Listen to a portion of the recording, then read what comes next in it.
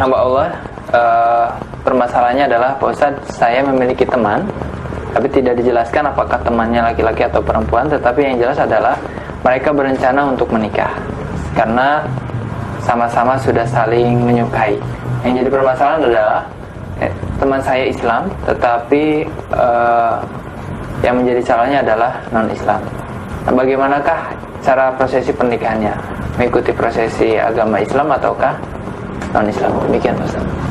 Baik.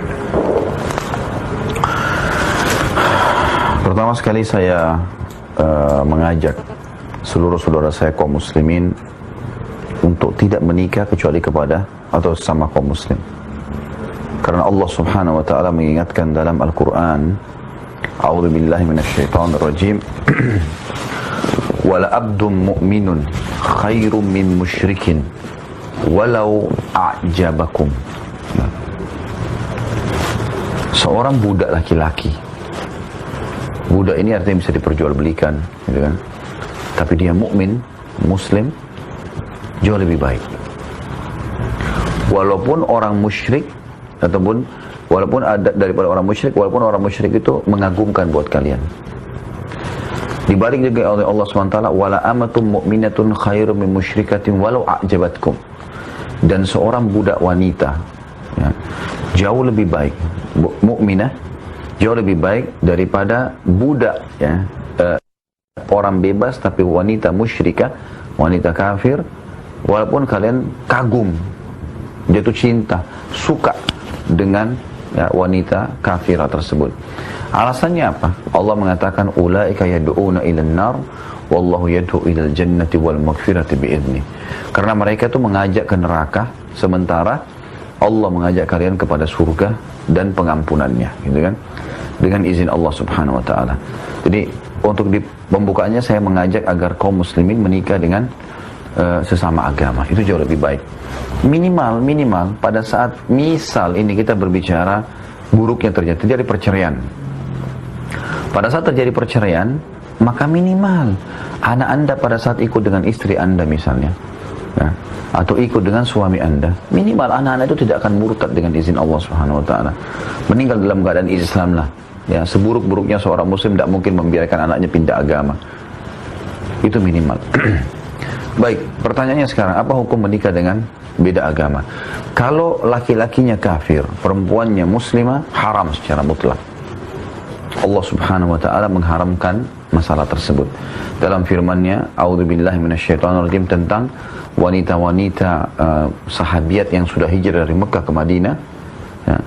Allah SWT mengingatkan Nabi SAW, la hunna yahillu lahum, ya, wala hum yahilluna lahun. Jangan kamu kembalikan hai Muhammad lagi wanita-wanita yang sudah beriman tuh, walaupun itu sama suaminya, tapi suaminya dalam keadaan kafir. Karena mereka, ya, tidak halal lagi untuk laki-laki yang sudah, walaupun mantan suaminya, karena dia sudah masuk Islam, suaminya belum, maka secara otomatis terpisah, gitu kan. Dan juga mereka laki-laki itu tidak halal lagi bagi wanita-wanita ini, gitu kan. Jadi dari firman Allah SWT ini, para ulama mengambil kesimpulan tidak halal bagi seorang muslimah menikah dengan orang kafir, karena Allah mengatakan tidak halal lagi. Dan itu terjadi juga pada Zainab binti Nabi SAW. Zainab anaknya Nabi SAW. Jadi anak Nabi SAW yang perempuan ada 4, Uqayyah, Ummu Kalthum, yang dua-duanya nikah dengan Uthman bin Affan radhiyallahu anhum ajma'in.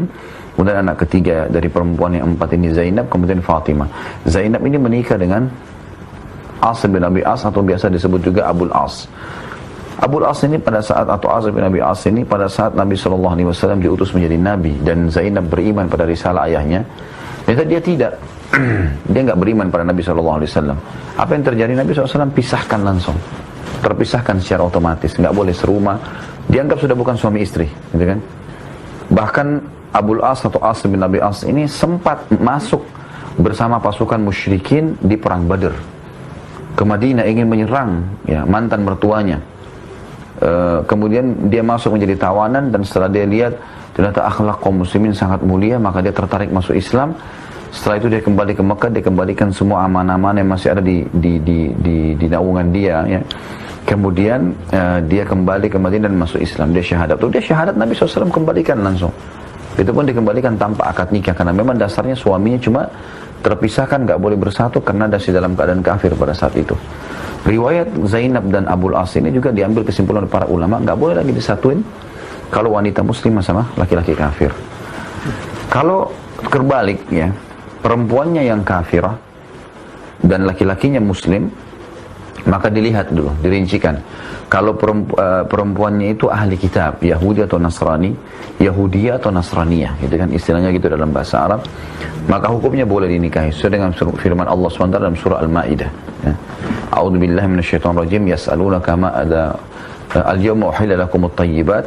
Hari ini aku halalkan bagi kalian, kata Allah, semua kebaikan-kebaikan. Wa ta'amul ladzina utul kitaba halal lakum wa ta'amukum halal lahum. Dan makanan ahli kitab ya halal buat kalian, makanan kalian juga halal buat mereka.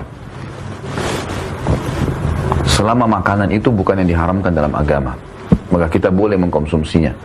Ayam, ya, sembelihan atau masakan ahli kitab Yahudi dan Nasrani boleh kita makan. Selama itu bukan yang diharamkan. Kalau anjing misalnya, babi nggak boleh, gitu kan. Dan ini hanya terfokus ke ahli kitab. Lalu Allah mengatakan, ya, setelah dikatakan hillun lakum,